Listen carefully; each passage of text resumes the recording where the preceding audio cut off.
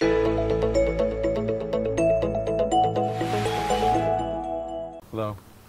The Navi in Yeshaya, in Perek Nun Aleph, Pasuk Beis, writes, Habitu el Avraham avichem. Look to Avraham, your forefather. What is the Navi charging us to look at in Avraham Avinu?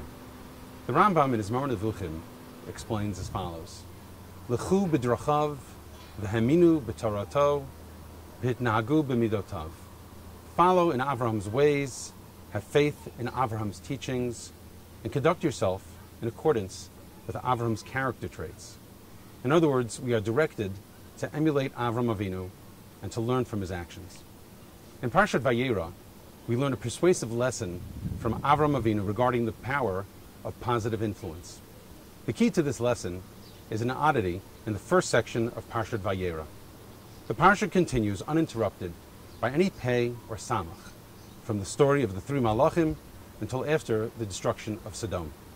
In other words, it is all one Parsha. Yet, there seems to be two stories here: Avram's encounter with the three angels and the annihilation of Sodom. The fact that they are juxtaposed in one Parsha suggests that the two stories are connected. They are somehow one. What is the connection? Rashi understands that the connection is Avraham's incredible midah of chesed. According to the Midrashim, although Avraham was weak from experiencing the painful surgery of Brit Milah at the advanced age of 99, he wanted to host weary travelers. So he sat down at the entrance of his tent to see if any would come by. Hashem, though, did not want the weakened Avraham to be bothered with guests.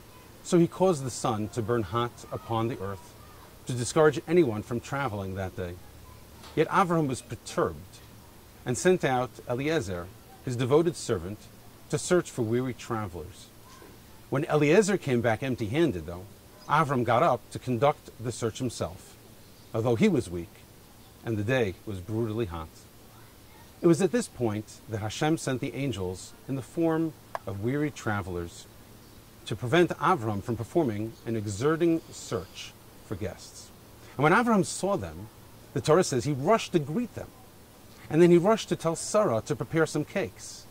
And then he rushed to the herd of cattle to select a quality calf. And then he went to tell the young 13-year-old Yishmael, according to the interpretation of Rashi, to prepare some meat.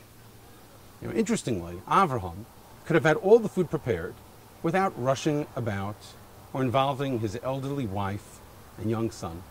The Ramban al Torah explains that Avram had 318 servants in his house and could have asked them to prepare all the food. Nonetheless, Avraham wanted to personally perform this kindness, and he also desired that his family have an opportunity to participate in this great mitzvah as well. This event provides the link to the next story, the salvation of Lot. When the angels came to Sodom, Lot greeted them in a similar manner to that of Avraham. He was outside waiting, went out to meet them. And Rashi, noting the parallel, informs us that because Lot had lived in the house of Avraham, Lot had absorbed the trait of seeking out guests. It is perhaps due to this that Lot merited salvation from the destruction of Sodom. Thus, in both stories, the angels are greeted by people who desire to help and who seek out tired travelers. Indeed, in a certain sense, it is ultimately Avraham Avinu who was the cause of the gracious hospitality in both stories. We thus understand now why the Torah unified the two stories. They were powered by Avram's chesed. What I would like to focus upon is Rashi's comments. Mi beit Avraham lamad, lachzor al ha'archim, that Lot had learned from the house of Avram by being in his house to seek out guests. Implicit in Rashi is the power of positive influence. Even someone like Lot was affected by being under a positive influence. Rav Moshe Feinstein Zatzal was once asked by someone who was not a mechanech, wasn't a teacher. The person asked, I don't understand how I can honestly say the words in Birkat Kriya Shema, V'tein b'libeinu v'chulei, l'shmoa l'lmod u'l'lamed. How could I be milamed? How can I teach? I'm not a teacher. Rav Moshe Feinstein answered, we teach not only with words, but also by example. by influence. We need to be aware that each of us has the capacity to have a tremendous influence upon his or her surroundings.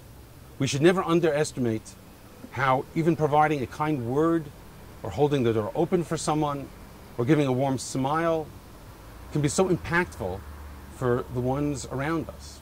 The same is true for saying brachot slowly and clearly and out loud, or saying amen to someone else's bracha, or davening with kavanah, and not talking during davening, and not speaking lashon hara, or being kovea azman for learning daf yomi, or to have a chavruta.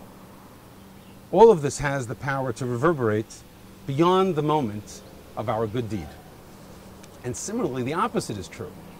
Making snide comments, deriding others, speaking lashon hara, or speaking during davening, etc., is impactful upon all those who observe us. In addition, once we know the power of positive influence, it is important for each of us to acknowledge that we can probably do with some positive influence upon ourselves. As such, we should make sure that we have a chevra, a circle of friends, who are truly good people and who are strong Torah Jews, friends who are matmidim, who are kovea itim b'Torah, who are medakdek, scrupulously careful in mitzvot ben adam l'makom and ben adam l'chavera. People who hold Torah values and the relationship with Hashem to be paramount and central. People who are tsanua, who are ethical, who are aspiring to be b'nei or b'not Torah, who look up to Gedolei Yisrael of our past and present, and who deeply value the Masorah. May we be zoche to both exert a positive influence upon our surroundings, and as well be in a position to be positively influenced by wonderful and kind people who live al pi ha-Masorah, who are great in their Torah and mitzvot, in their yirat shamayim, ahavat Hashem, and hashkafat ha-Torah, and who live a life of kedusha, dveikut, and tahara. Both of these aspirations are the message latent in the words Mibeit Avraham Lomad. May we be indeed the zoche. Kol tov.